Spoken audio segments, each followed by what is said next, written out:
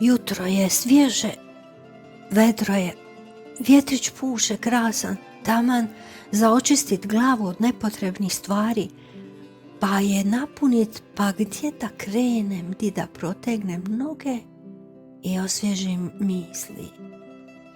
Ajmo do naše likarije na prijestolje mudrosti Sede Sapientii i tako odlučimo. Krenemo do malog parkića koji se nalazi blizu naše kuće na raskršću Osječke i Matice Hrvatske, kapelica Prijestolje mudrosti. Tu između busena, ruzmarina, lavande, brnistre, ispod starih bora, mala je kapelica. Tako je draga i skromna i tako nekako ko da si došao doma. A zanimljiva je i priča o tom kipu, u stvari kapelici koja je od davnih vremena ovdje postojala. Stari svit se sjeća, a čuli su od svojih starih. I valja ovakve priče prenositi, evo ja ću ovako zabilježiti, ovako skromno na ovome svome YouTube kanalu, da je ova kapelica podignuta na mjestu gdje su težaci iz tadašnjega Splita, srednjevjekovnog staroga Splita, išli u polja. Jer grad je bio varoš koji se širio, bio u palači Dioklecijanove, onda se pomalo širio, a okolo su bila polja. Na ovu stranu, prema istoku, bili su vinogradi, bile su polja, bile su smokve, bajami i tu su seljaci dolazili, stali bi malo kod te kapelice koja je, rećemo kako, izmištena i stavljena na ovo mjesto, a također i putnici koji bi se uputili putom Iša ili dalje prema istoku, ovdje bi stali, malo se pomolili, malo blagovali Vladu Borovine i to je mjesto bilo mjesto puka maloga čovjeka. Dalje su, na kraju su i male ruke, ovaj današnji kip napravile i postavile, vrlo je zanimljivo i to. To je možda isto i jedna najveća mudrost kad se male ruke slože.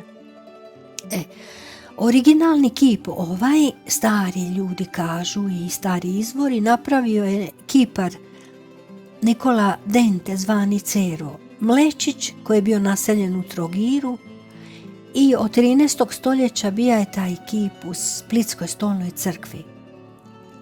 No, nakon preuređenja iste prenesen je u 17. stoljeću u kapelicu u Splitsko polje. Znači, evo ovdje tu, blizu nas.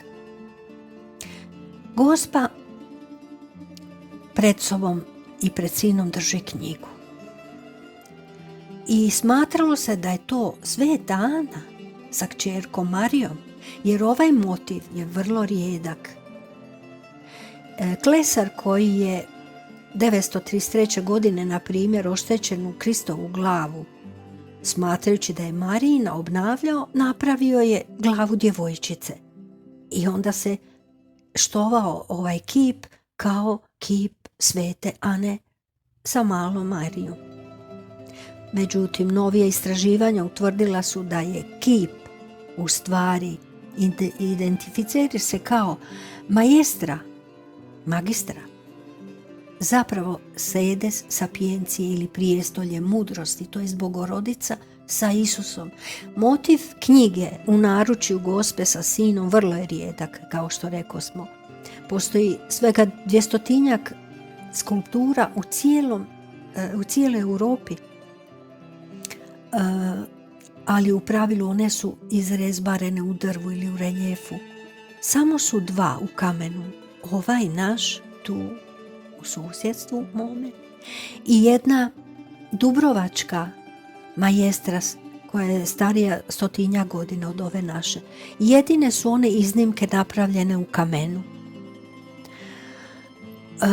Originalni kip spremljeni u Gospe od Poišana, tamo se i dan danas nalazi, a ovaj kip, ova replika, odljev, je napravljen po želji građana Kotara Gripe, koji su bili toliko željni da se nešto malo sakralno bude i na tom dijelu grada, i tu je postavljeno. Onako diskretno na raskršću stoji i kip je toliko smišan i toliko je drag da imaš osjećaj kao da ti se nalazi u kući ili da si ti došao u svojoj kući. Napravljen je na postolju, betonsko je postolje i nalazi se okolo je mramor, posebna vrsta mramora koji je, na primjer, evo možemo reći Koloseum u Rimu, od njega napravljen, obložen, pa onda još neki ne mogu se sjetiti točno šta su mi rekli.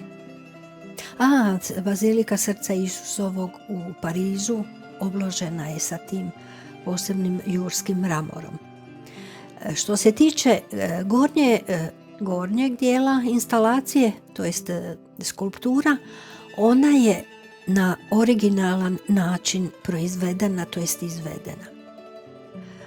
Predložili su studentima akademije, Umjetničke akademije u Splitu, kao zadanu temu da se napravi kip, studenti da izrade i da se po najboljem napravi odljev. Tako i bi. 2008. godine i u Ljevaonici umjetnina u Zagrebu odljev je napravljen u bronci i postavljen je konačno na veselje svih stanovnika ovoga kvarta, a i šire, a i svih onih koji znaju za ovu priču, za legendu o ovoj Bogorodici ispolja, ovoj maloj kapelici. Eto, zanimljivo je da neke stvari su male, a u sebi toliko velikih kriju priča, velikih tajni. Taj mali kipić i te male ruke koje su se složile i napravile, one će opet govoriti u budućnosti između ovih nebodera, zgrada i urećih automobila. Biti će jedna oaza, jedan mjesto mudrosti, mjesto mira i sjest na tu klupu. Nema oko tebe nikakve vreve, nema glavobolje, nego je majčinski zagrljaj, knjiga mudrosti. Pa prošećite di god. Zapamtite, ovo je jedna lijepa priča. Blagoslovljeni, veseli bili i Bog.